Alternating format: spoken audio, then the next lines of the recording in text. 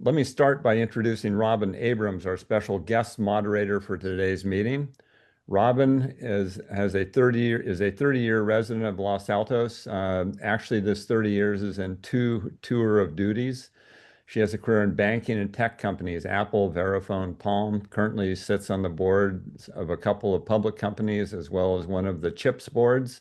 Active in the community from CACF with LASD, Los Altos Forward, Club 55, and Los Altos Women's Caucus.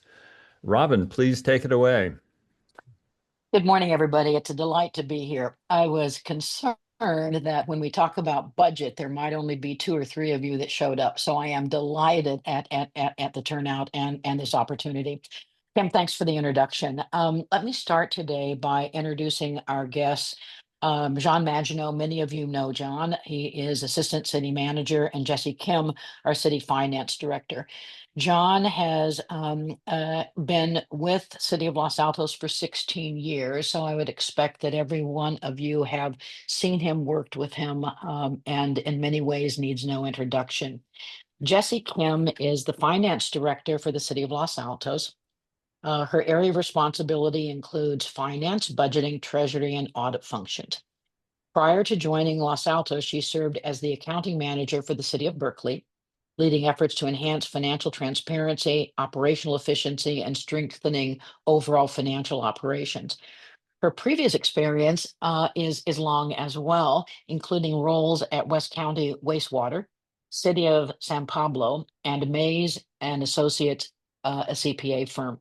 So thank you both for taking the time and the interest in joining us today. So what I'm going to do is turn the baton over to Jon just a bit in terms of sort of overall process, overall budgeting, and then we'll get into a handful of questions, and I'll save some time at the end as well for you all to ask questions. So Jon, over to you. All right. Thank you. Thank you, Robin. Thank you, everybody, for having us.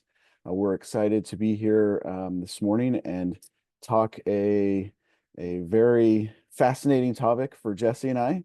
Maybe not for everybody else, but for Jessie and I, we love it, and talk about budget. I'm also personally very excited that you all get to meet Jessie. Jessie has been with the city since November. So you may not have had a chance to work with her, meet her yet, but she is an absolute delight and breath of fresh air, and just wonderful to be around. And the city, we're so blessed and happy to have her on board. She's, like I say, she came on board in November, and we threw her right into audit and then into budget, and she's just done an amazing job with both, and helping us as we move forward with our budgeting and planning. I do have a few slides that I just wanted to share really briefly. I'm not going to go over a detailed budget presentation. If you are interested in seeing a lot of numbers and trends and things like that, I'd encourage you to check out the June 10th City Council meeting, where Jessie gave an in-depth presentation on that. Can everyone see my screen? Thumbs up is great. Okay. So again, I just have a couple of slides that I wanted to talk about as we start talking about budgeting and to kind of set the stage as to where we're at. We did present this slide at the city council meeting. As we are discussing budgeting and finances and planning for the city, there is a couple of things that we need to be aware of, that we, as city staff, the city's financial commission and the city council are aware of and actively preparing for. As I'm sure you all have noticed or have heard, there is some uncertainty at the federal level, with cuts in programs and funding. Now, luckily, the city of Los Altos does not receive or is not dependent on federal funding. We don't receive a lot of money from the feds, but one area that it may affect us in the future is one-time funds. that may or may not be able to come our way. We don't know exactly how it's going to affect us, and we can talk more in depth if you have specific questions about this later. But it is something that we are aware of and actively planning for. Of course, at the state level, the state is looking for ways to address their own budget deficit. This includes taking monies away from the states. City of Los Altos, we haven't seen it hit us yet, but there certainly are a lot of agencies that are being affected, whether it's cancellation of grants or cuts in specific funding that the state is looking at to match to make up their deficit. One thing we are noticing is our local tax dollars are not necessarily being spent in Los Altos. We are a net contributor, where our community, we pay more in taxes than we actually receive. So our dollars are going elsewhere. That leads to some need to plan as we look at our various public safety and repairs, and we have aging infrastructure. All that needs to be addressed moving forward. And so one of the things that we've tried to make sure we do as we go through the budgeting process, again, as staff, as the Financial Commission has looked at it, and now as the City Council has looked at it, is making sure that our budget is preparing us for future increases, future cuts in revenues and whatnot, while still addressing the needs of the community, providing the vital services and the needed infrastructure that makes Los Altos great.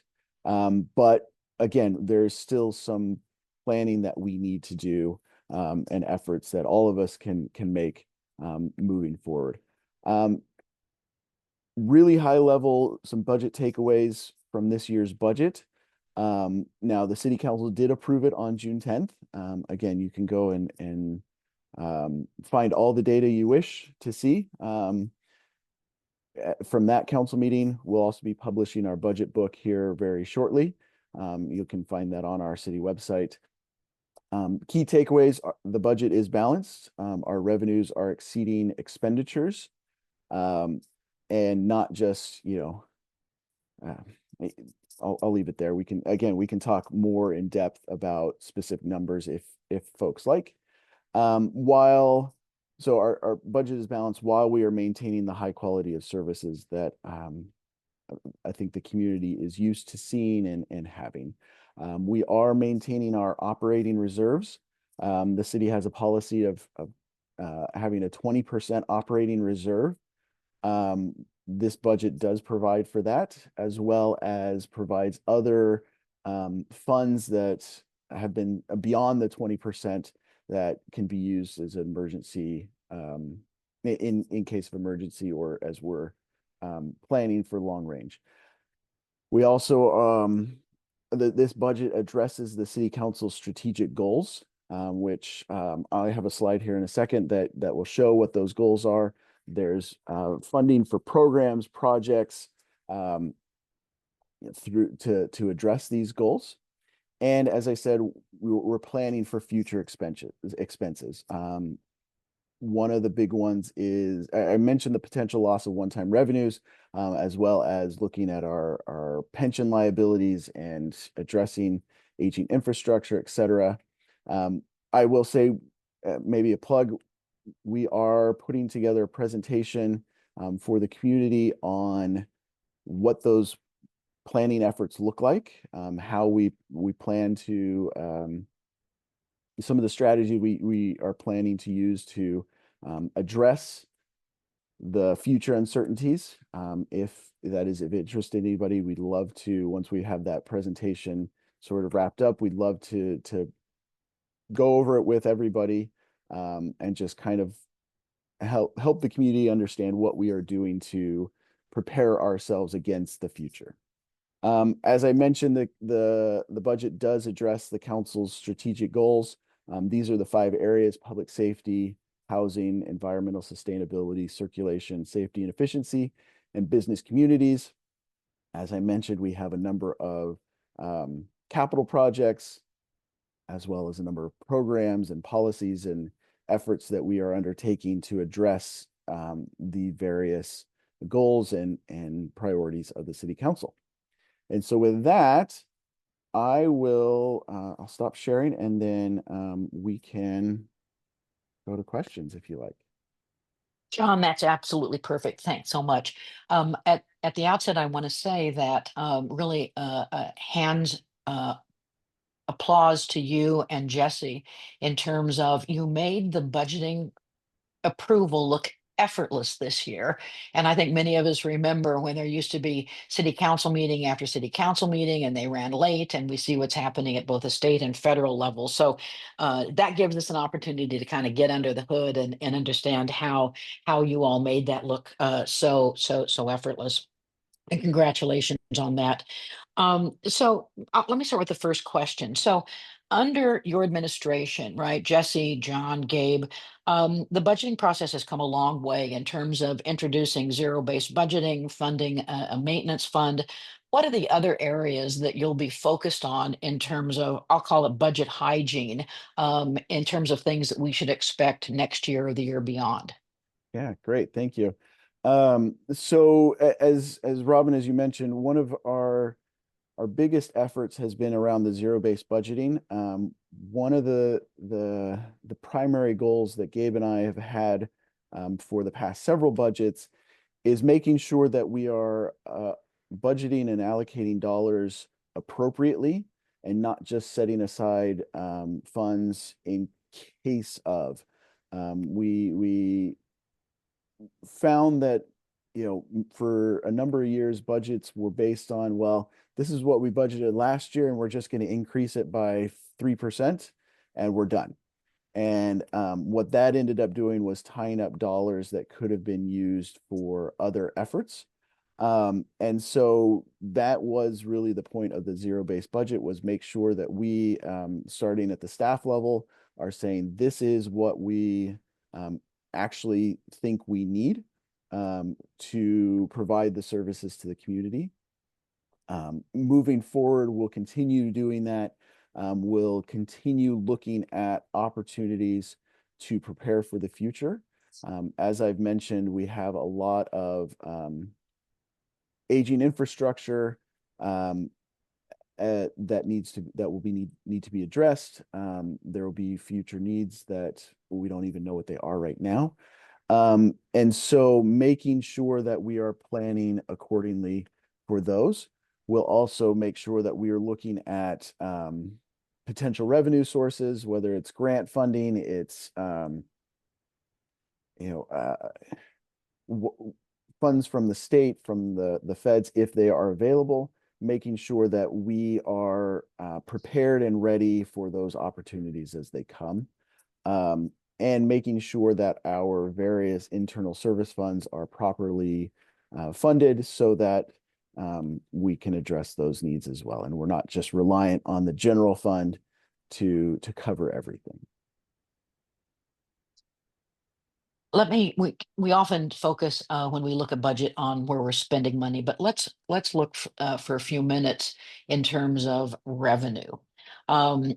So remind the group the top 2 sources of revenue for us as a city. All right, I'm going to let Jessie answer this one. All right, thank you. So our top 2 sources of revenue are clear. First is property tax, by far the largest, generating over 38 million and accounting for about 59% of our general fund. And second are community development fees. These include revenues from planning, building, and permit services, and they're about 7.1 million. And that makes them the second largest single source, equal to the combined total of all the resources such as interest revenue, recreation fees, and franchise fees, and others. So Jessie, that means we should all be patient with our neighbors that have trucks up and down the street, or large buildings that are being built, when you think about that as a source of revenue. Correct. So here's a question. Here's another question, right? So when you look, and Jesse, you've been with a number of different communities.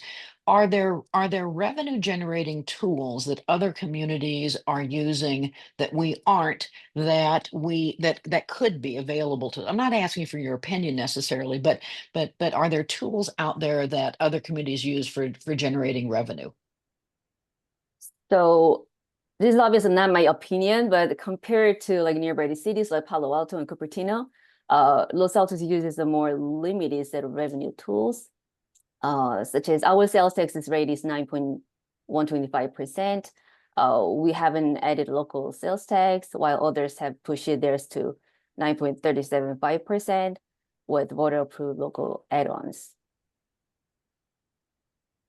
And then I think there's also a tax around when real estate is transferred from one outfit to another, right? So again, a bit of a hidden tax, but I think Mountain View does a good job in terms of using that for their various initiatives. Yeah, I think it's just for us to look for other opportunities for Yeah, more revenue exactly. sources. Yes. I'll put that under our future discussions, right? And I'm sure we'll ask you to come back on that. What were your assumptions around inflation and as you looked at this budget, and how did you think about potential impact of tariffs?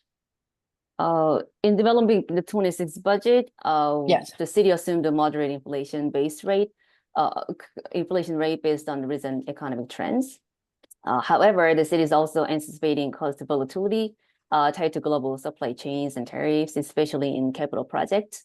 For example, construction materials like steel, concrete, and electronics continue to see higher than normal pricing pressure, but those are factored in our project budget.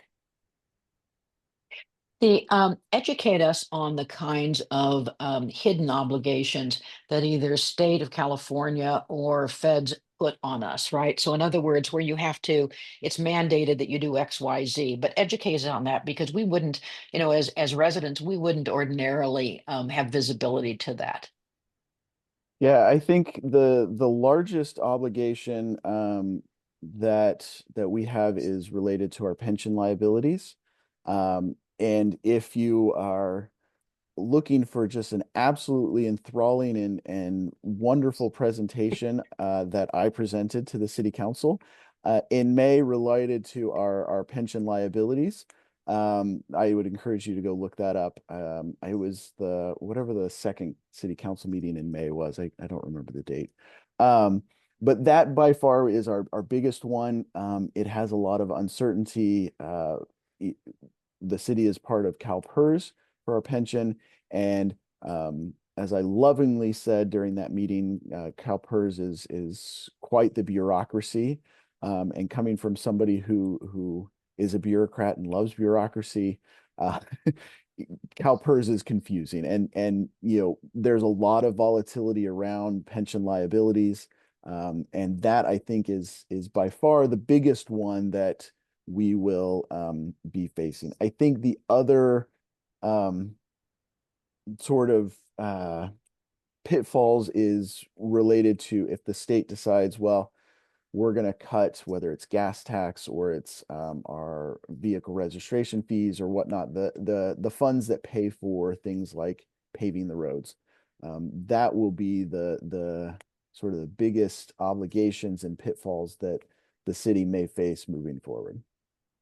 And John, isn't there also some requirement in terms of, let's say, new vehicles that you purchase or going back and retrofitting to make sure they're energy compliant to a higher level than we might face as residents? Yeah, the vehicle that's as you all know, I can't remember the year, but at some point all vehicles in California will be all new sales will be electric. That hasn't affected the city yet. Of course, we as a city have undertaken the process of trying to electrify our fleet as much as possible. That will be something that in future years will be an impact to us, of course, as we upgrade facilities and buildings. that does require us to bring them up to a certain level of energy efficiency and requirements that, quite frankly, and then as I showed earlier, one of the goals of the city council is environmental sustainability. And so our councils have historically wanted us to go beyond what the state requires. We saw that with the new community center, in which I believe it was LEED Gold equivalent, whereas it was just, which went beyond what the state required for building electrification. So, John and Jesse, what I'd like to shift into now are some of those, I'll say, one-time Fed fees. And again, one of the reasons, or Fed grant, one of the reasons that I think it's important for residents of Los Altos to increasingly understand this is that for city governments, it's difficult to turn on a dime and to save money or to do planning, right? I mean, and again, I applaud the city that you've focused in terms of one by one, year by year, as opposed to putting 2-year budgets together.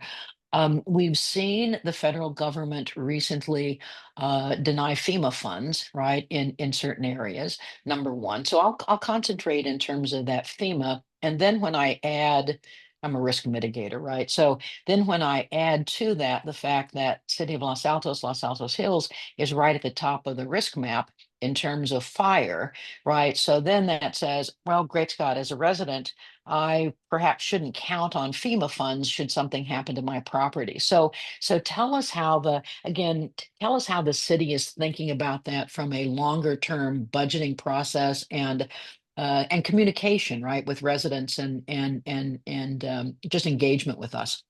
yeah, great question.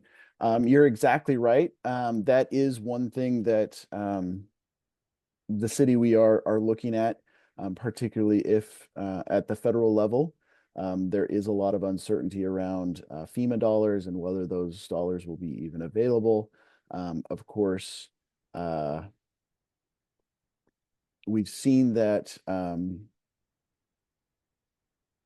trying to be as politically neutral and diplomatic as possible. We've seen Yep. that the federal level has at the federal level that there has been some we'll call it frustrations towards the state of California, and that may also put FEMA funds at risk. It certainly is something that the community needs to be aware of. There are a lot of steps and things that the residents themselves can undertake. We are working with our partners at Resilient Los Altos, who a couple of them are on the call today, on helping educate the community. We also have our partnership with the County Fire, who of course is very interested in this as well, and making sure that residents are taking steps to make sure that their homes have defensible space, can protect somewhat against wildfires and the dangers that those may cause, as well as we have other natural disasters which may come. It's not out of the realm of possibility that a tornado can hit Los Altos. I think some of you remember when a tornado did hit Los Altos. Earthquakes, of course, making sure that we as the city, as well as all of the residents and community, are ready in case of a natural disaster and are prepared to recover and rebuild, quite frankly, on our own if it comes to that.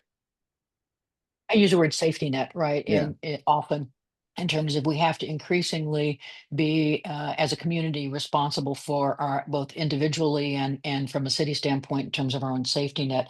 I think the other thing that's important for us is, I look at the people that are attending today. We're all active in the community. Resist the temptation to say, well, we could use the maintenance fund, or couldn't we take from this reserve to that reserve for an ongoing, the reserve is there, right, increasingly for that safety net. This is a tough question, right? So if the city had another 2 million, I do this with my companies, right? So if you had another $2 million, where would you spend those monies, right? So, would you pay down the CalPERS obligation, right? I mean, again, I know you're not the city council, but what kinds of things would you look at if you had another $2 million for operating expenses? Jesse, you want to answer this one? I'm just kidding. You're right, Robin. And I guess my response question would be only 2 million. Sure, we can't have more. No, You should be a CEO, John. no, you're right. There's a number of ways that an extra $2 million could be useful. We would look at our various obligations and future projects and whatnot. Certainly, our pension liabilities, paying down our pension liabilities would be a strong contender for the $2 million, as well as I think everyone here knows the current state of our police station and desperate need that we have for an upgraded facility. We also have needed repairs at our fire stations. Certainly, we would look at potentially using those dollars for that. We can always use dollars for our streets, our making sure that those are taken care of, as well as providing safe routes for schools. So I would defer on answering exactly what we would put it towards because But those are the areas. those are Yep, those those are are the generally areas. the areas that we would look at. So let's shift to CIMP, right? So I think everybody on the call knows that there are really two budgets that that the staff put together, and then that city council reviews and approves. One is operating expense annual budget. We've just been through that. Now, in terms of capital, spend a minute in terms of John, Jesse, in terms of what are the priorities or the 3 or 4 major areas of spend, and then I'll ask, are there new projects that we should be watching for? Yeah. As I mentioned earlier, we really tried to tie capital projects to the council's goals and priorities. Some of the big areas are, of course, I mentioned our streets, our roadways, and specifically addressing safe routes to school, making sure that it's our streets are safer for the kids as they are trying to get to and from school. We also are looking at a lot of park projects, so renovating some of our playgrounds and making upgrades to our parks. Public safety is a huge component of it. We do have dollars towards some needed repairs at the fire stations, including fixing the ceiling at the Almond Fire Station. And there's not dollars there yet, but we are planning for, what are we going to do with the police station? And we're exploring options and whatnot related to that. I think those are the public safety, streets, parks. Those are the big areas of focus. Of course, we have our sewer projects, which nobody ever wants to talk about sewers. But we annually have undertake projects to make sure that the sewers keep working and flowing.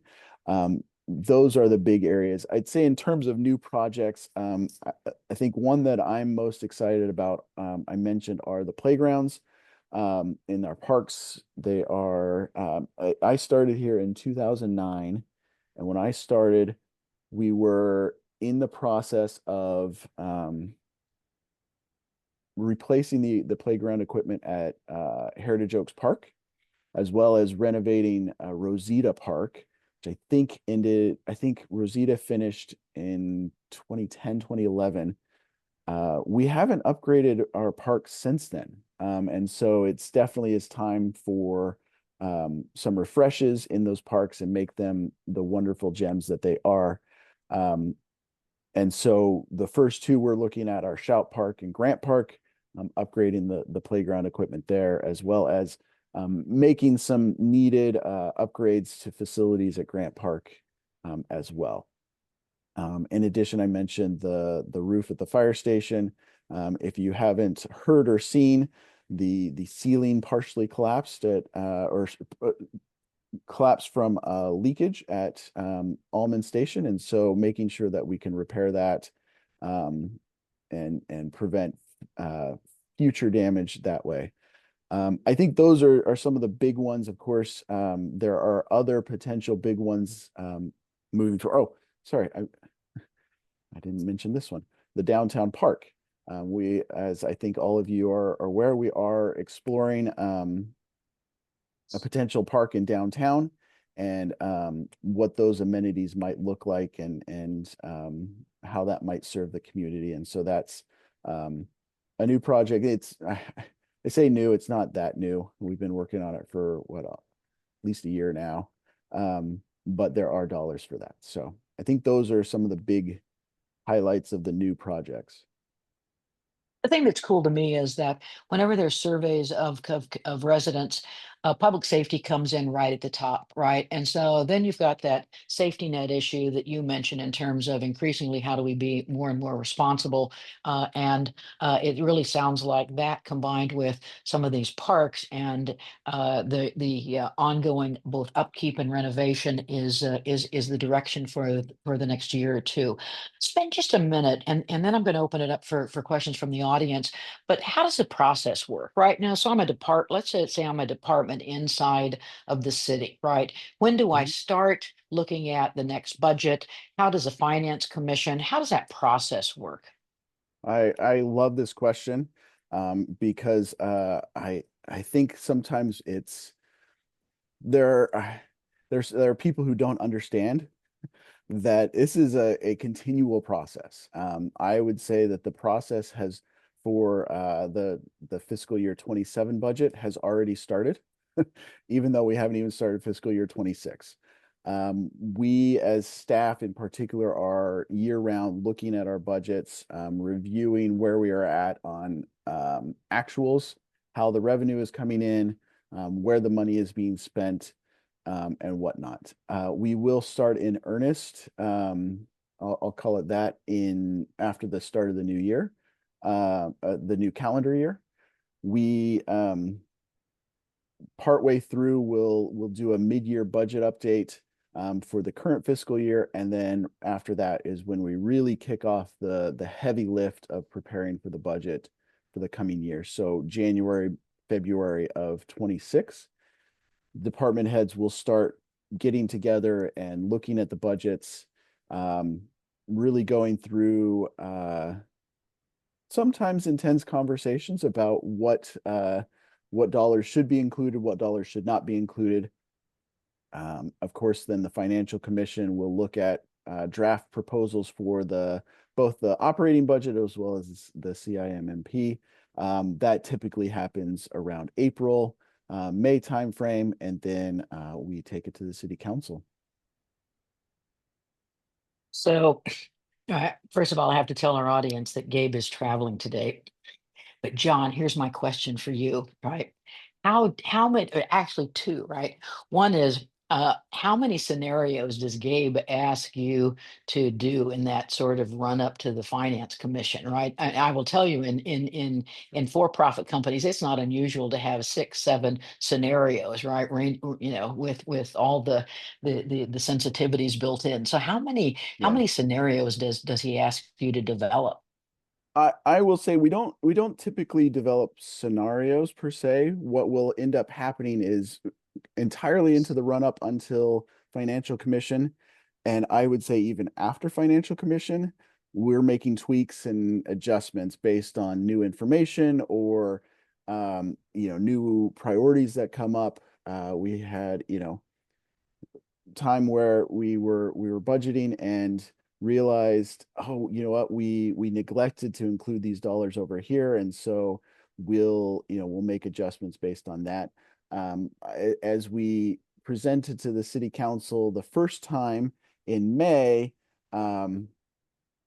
we we presented on a Tuesday, and 8 days earlier, we presented to the Financial Commission, and between the Financial Commission and the City Council, we made more tweaks, right? Because we're constantly making sure that we are addressing issues and needs as they come up, and until we get to the City Council. And then, of course, after the budget is adopted, there are unforeseen things that will happen. You know, one of the, and we'll have to go back to the council to make adjustments. We had to do that this past year for a couple of our capital projects, because some of the tariffs went into place, and all of a sudden our contractors were saying, well, it actually costs a little bit more than it did before. And so, you know, we try to address them as, you know, we try to plan for them the best we can,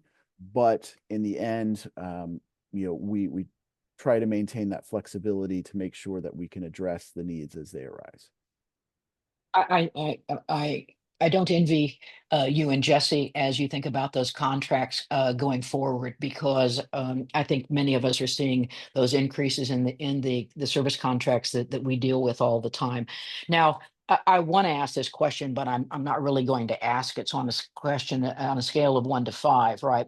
How difficult is Gabe in terms of when you guys come in front of him? Right now, again, we know this is recorded, so I really won't want to ask that, or want to ask you to tap or anything, right? But quite seriously, what the three of you have done, Jessie, John, Gabe, in terms of setting the foundation and the principles and the process in terms of how we budget, how the city of Los Altos budgets, both its capital and operating expense.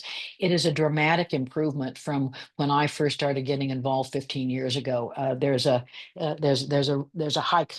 much higher comfort level. So again, hats off to you.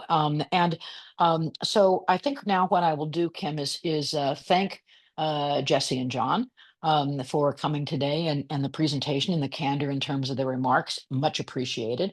And I'll turn it back to you, Kim, in terms of people that have questions. And I think I see a couple hands raised now. Great. Thank you very much, Robin. Really appreciate it. Thank you, John and Jessie, very much for excellent presentation.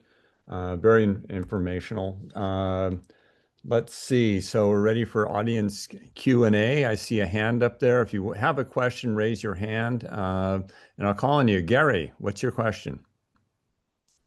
Question is on the CIP. What's the dollar amount? How many millions, and how does that compare to last year?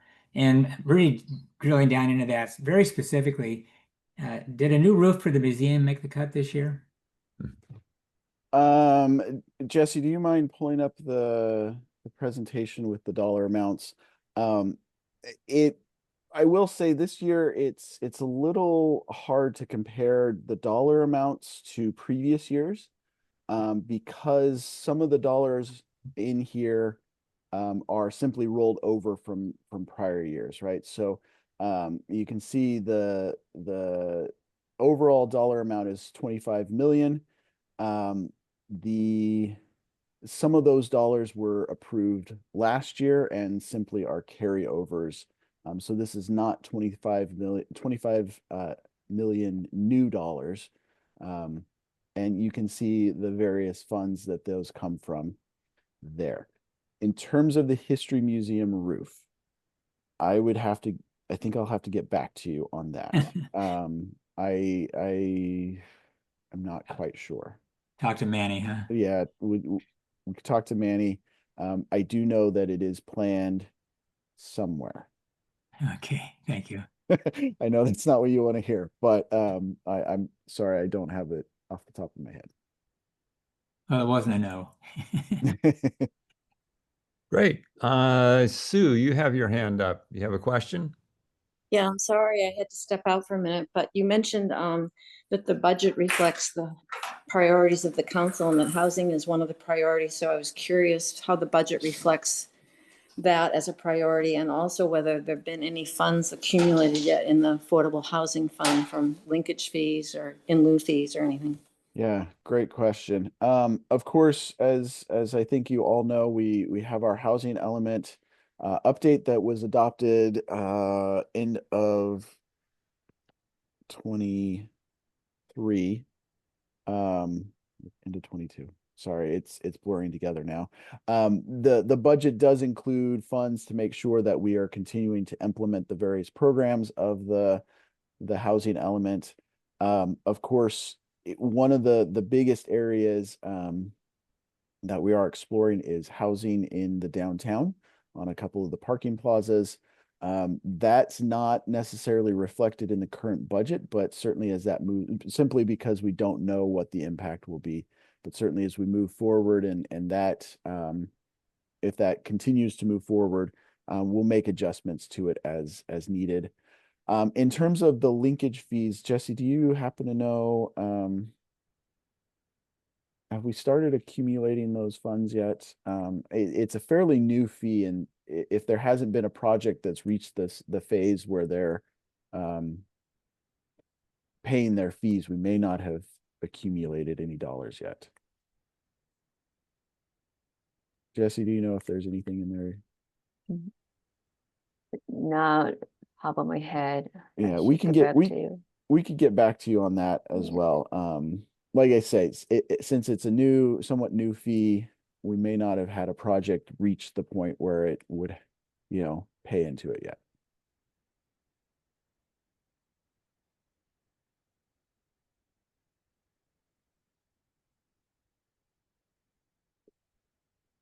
I think you're muted, Jesse. Was Jesse answering that? Nope. No, John I and think she Jesse, did. what question did I not ask you that you would have liked to have answered? That's a great question. I was actually going to raise my hand and ask a question of the two of us as well. I think the question that I would have asked is, what can you all do as we move forward in planning? And you all are very active in the community. You are active in your neighborhoods and talking with your friends and neighbors and helping them. I think the biggest thing that you all can do is helping folks to understand that this is all something that we're working on together. Robin, as you mentioned, the city, individually, folks should have a safety net. The city, we need to make sure that we are planning for the future and preparing ourselves. And so talking with your neighbors, helping them understand what are some of the challenges that the city is facing, why we make some of the decisions that we make, making sure that they're informed and hearing from the council, from the staff, from the financial commission, why projects are moving forward the way they are, why we do the things that we do, and what as residents you can do to help with that. And so as I mentioned at the outset, we are putting together a presentation related to how the city is planning to address future needs. Again, we're happy to present that once it's ready, present it to whomever would like to hear.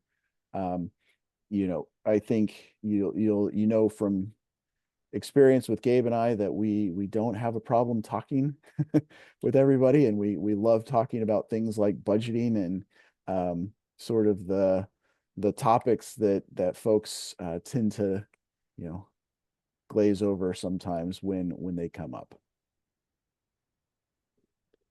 Great. I see another hand up. Gary, you have another question. Yeah, putting on my Greentown hat. One of the goals, of course, of the council is environmental sustainability. What's the budget for that? How many millions of dollars goes into that category? And can you give us a breakdown of some of the items? Sure. Jesse, you want to pull up the slide? While she's doing that, a lot of it is related towards efforts the city is undertaking. We're looking at EV charging for downtown. Of course, so the second bullet point there, the MSC EV infrastructure, that's putting chargers out at our corporation yards so that we can further electrify the city fleet. The downtown lighting improvements. This is one that I'm really, really excited about. And I think what really makes me most excited is I think people don't even know it's happening. We're replacing a lot of our street lights with entirely solar lights. And if you haven't noticed that it's happening, That's a good great. thing. That was the intent.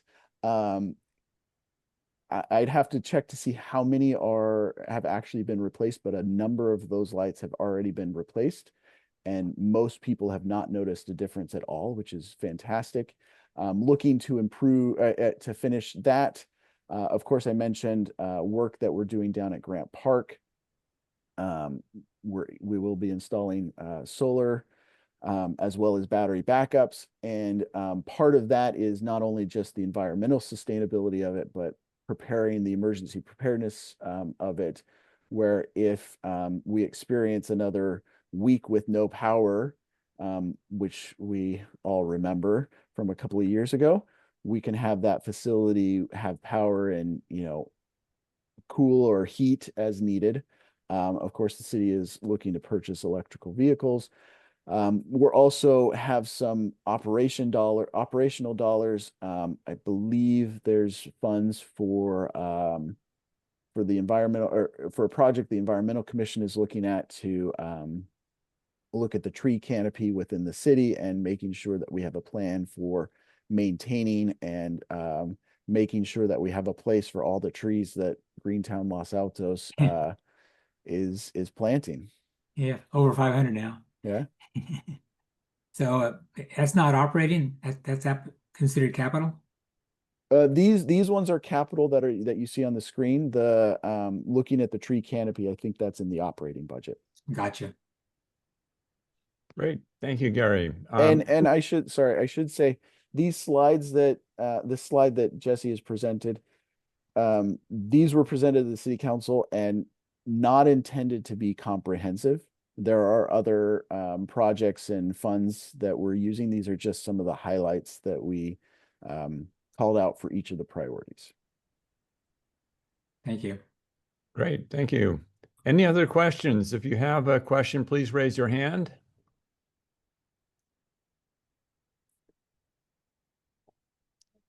Don't see any other questions, so we'll wrap up here. Oh, Gary has his hand up again.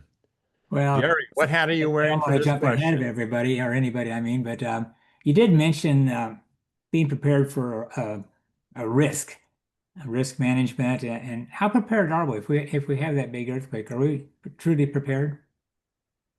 The best way I can say this, Gary, is you're never truly fully prepared, right? I do think we have put in place a lot of practices and procedures in case of an emergency.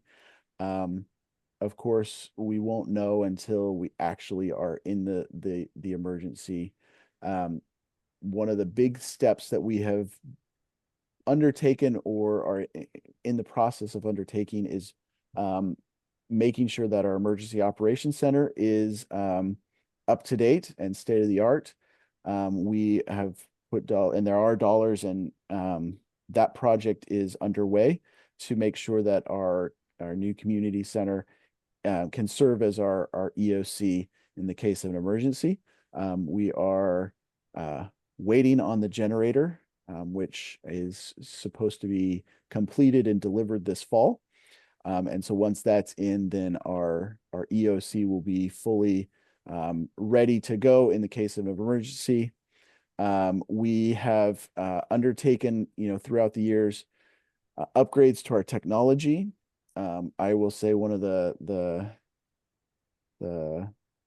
pluses that came out of the pandemic is the advent of technology, which allows us all to meet together this morning. And so the city has undertaken a lot of efforts to make sure that staff can continue to operate and work, whether it's remotely, making sure that we are providing the services to the community that are needed, even in an emergency.